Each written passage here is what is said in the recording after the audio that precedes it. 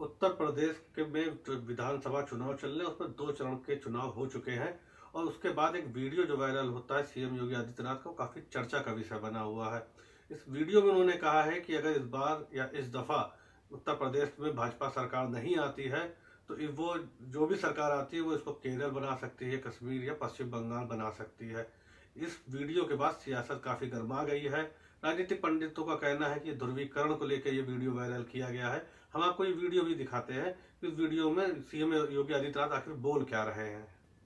इस वीडियो पे आगे हम चर्चा करेंगे वरिष्ठ पत्रकार अजय शुक्ला जी से कि इस वीडियो के इस चुनाव में क्या उत्तर मायने प्रदेश हैं। के मेरे मतदाता भाइयों बहनों, अब एक बड़े निर्णय का समय आ गया है।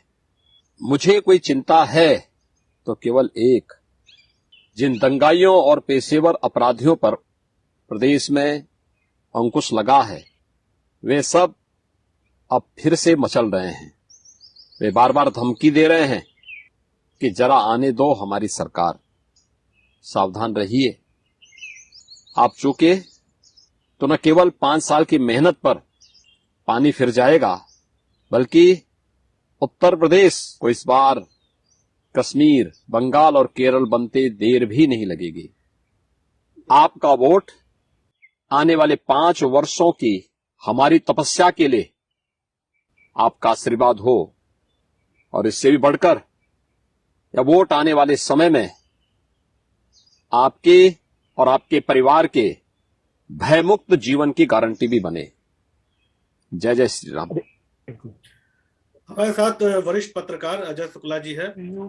सर, ये एक अभी योगी आदित्यनाथ का एक वीडियो वायरल हुआ और वो लगातार कह रहे हैं कि इस दफा अगर उत्तर प्रदेश में भाजपा की सरकार नहीं आती है तो वो कश्मीर और केरल हो जाएगी। इस पे सर आपका क्या कहना है सर? देखिए, मुझे तो लगता है कि योगी आदित्यनाथ को जाके केरल और कश्मीर और पश्चिम बंगाल घूमना चाहिए। पश्चिम बंगाल हमसे अच्छा, पर कैपिटा भी वहाँ की बहुत अच्छी है, वहाँ का डेवलपमेंट भी यहाँ से बहुत अच्छा है। और आप एक वक्त का याद करिए कि उत्तर प्रदेश से लोग काम करने जो है बंगाल जाते थे, तो आप समझ सकते हैं कि ये स्थिति है। और वहाँ की इंडस्ट्री और दूसरी चीजें जो है लगातार आगे बढ़ी है, और वहाँ पर यहाँ की अपेक्षा अमन चैन भी है और यहाँ से बेहतर हालात हैं। उसके बाद में आप केरल की बात करिए। केरल हिंदुस्तान में सबसे ज्यादा लिटरेसी के मामले में भी नंबर 1 है, और लिटरेसी के साथ साथ वहाँ की स्वास्थ्य सेवाएं जो है देश में सबसे अच्छी हैं, वहाँ से अच्छी कहीं की नहीं है, पूरे हिंदुस्तान में सबसे अच्छी है। और दूसरी चीज ये है कि यदि आप बात करेंगे केरल में, तो केरल प्राकृतिक भी है, नेचुरल भी है, और वहां पर जितनी क्या कहते हैं कम्युनल हार्मोनी है, मतलब सांप्रदायिक रूप से कितना प्रेम है आपस में, इस बात का सबूत है कि उससे अच्छा, जबकि वहाँ हिंदू जो है वहाँ की आबादी का आधे से अधिक है, और और मुस्लिम से एक प्रकार से डबल से भी ज्यादा है, और ईसाइयों से भी बहुत ज्यादा, 4 गुना ज्यादा है। तो ऐसी स्थिति में वहां पर जितना प्यार है हिंदू, मुस्लिम और ईसाई में, वो अपने आप में देखने वाला है। और वहां कुछ पूरा राज्य इतने खुशहाली के साथ जीता है कि वहां पर कहीं आप ये नहीं कह सकते, तो वो है स्थिति। और यदि आप कश्मीर की बात करेंगे तो कश्मीर अपने आप में हर तरह से समृद्ध है। वहां की समृद्धि और संकट जो पैदा हुए हैं वो भारतीय जनता पार्टी जब से वहां पर इंटर की है, और जिस तरह से उसे यूनियन टेरिटरी बना के जिस तरह से किया गया है, और कश्मीर को भारतीय जनता पार्टी के ही शासन में आग में झोंका गया। भारतीय जनता पार्टी नीत जो है शासन था, आप याद करिए 1989 में जनता दल के साथ मिलकर के सरकार बनी हुई थी, भारतीय जनता पार्टी के सहयोग से बनी सरकार थी, और उस सरकार में ही वहां से कश्मीरी पंडितों का पलायन किया गया, उन्हें मारा गया, उनके साथ में विभत्स घटनाएं हुई। भारतीय जनता पार्टी के ही पदाधिकारी उस समय वहां के गवर्नर थे जगमोहन। तो आप इन सारी बातों से समझ सकते हैं कि कश्मीर को आग में झोंकने का काम करने वाले भारतीय जनता पार्टी थी। आज वही स्थिति है।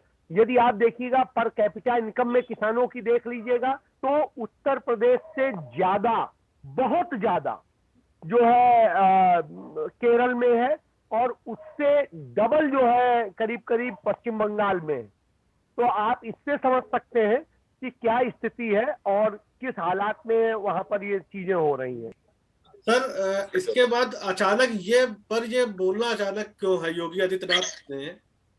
योगी क्योंकि अब वो आदित्यनाथ समझ गए कि लगातार राहुल जी एक चीज समझिए, उत्तर प्रदेश के चुनाव को सांप्रदायिक रूप देने की भारतीय जनता पार्टी लगातार कोशिश कर रही है। प्रधानमंत्री नरेंद्र मोदी ने, आपने देखा होगा कि कल जिस तरह से वो कानपुर देहात में जब रैली कर रहे थे, वहां पर भी उन्होंने इस तरह सांप्रदायिक ध्रुवीकरण की बात की है।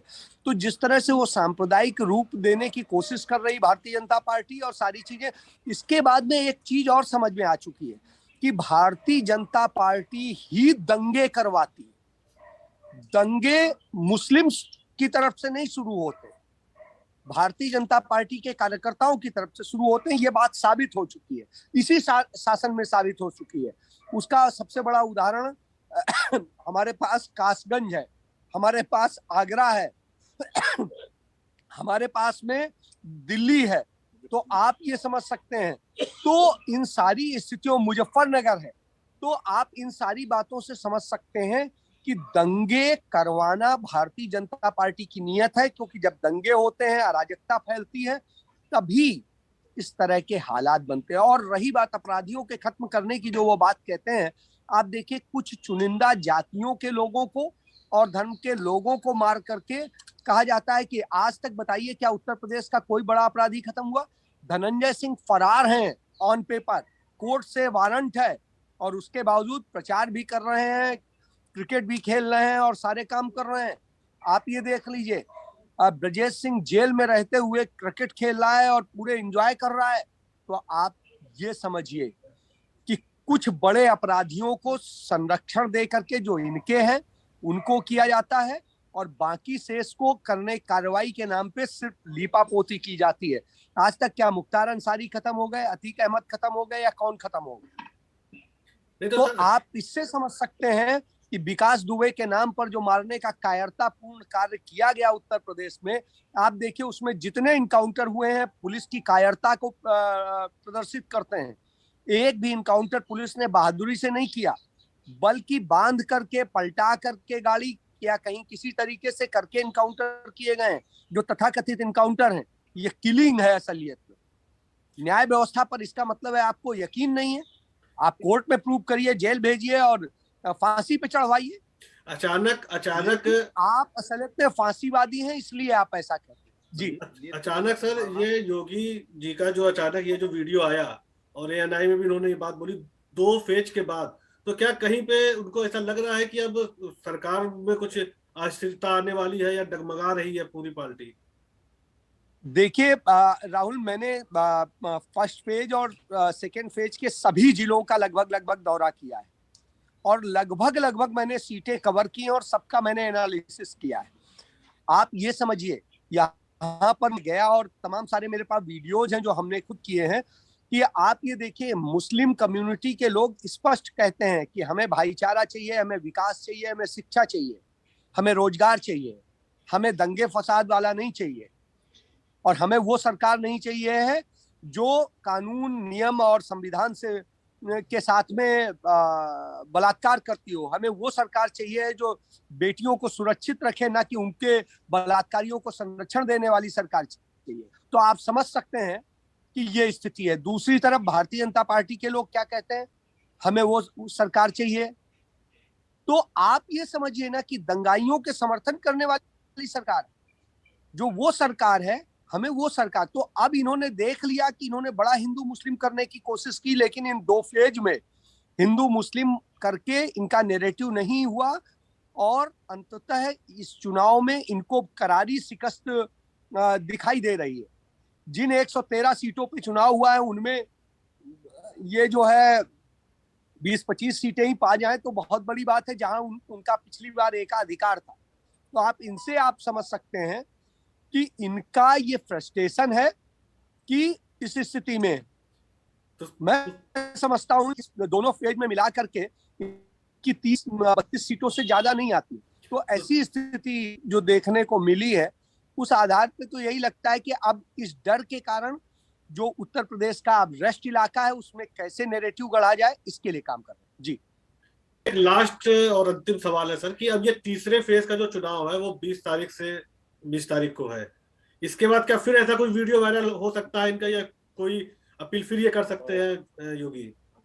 रहा है जो कानपुर मंडल का, तो आप इस क्षेत्र में समझिए, कानपुर मंडल में एक इलाका है जहां यादव बाहुल है और यादव डोमिनेटेड है। उस इलाके में ये पूरी तरीके से साफ है। आप ये समझ लीजिए कि उस इलाके में जहां मैनपुरी में ये 50-50 हो गए थे, अब वहां पर पूरी तरीके से साफ है। उसके अलावा दूसरी जगह जो है उसके आसपास के जिलों में भी साफ है।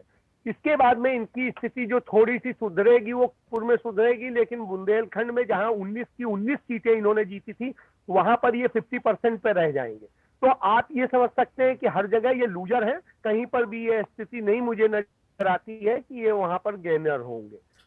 तो इस स्थिति में, क्योंकि कानपुर में भी आप इस दृष्टिकोण से यदि आप देख लिए, कानपुर जिले के कानपुर मंडल में कानपुर आ गया, कानपुर देहात आ गया, कन्नौज आ गया और इटावा आ गया, औरैया आ गया जी। तो इन सारे जिलों में से आप देख लिए इटावा, औरैया और ये कन्नौज, यहाँ पर इनकी बुरी स्थिति होनी है। कानपुर देहात में 50-50% की स्थिति में जाएंगे और उसके बाद कानपुर शहर में भी 50-50 की स्थिति में आएंगे। तो आप समझिए जो ये एक मुश्त जीत पाए थे वो इनकी खत्म होती नजर आ रही है। जी सर, बहुत बहुत धन्यवाद सर, आपने जो हमको अपना महत्वपूर्ण समय दिया। मैं आगे भी इस तरह की आपसे चर्चा करता रहूंगा। नमस्कार सर। Thank you.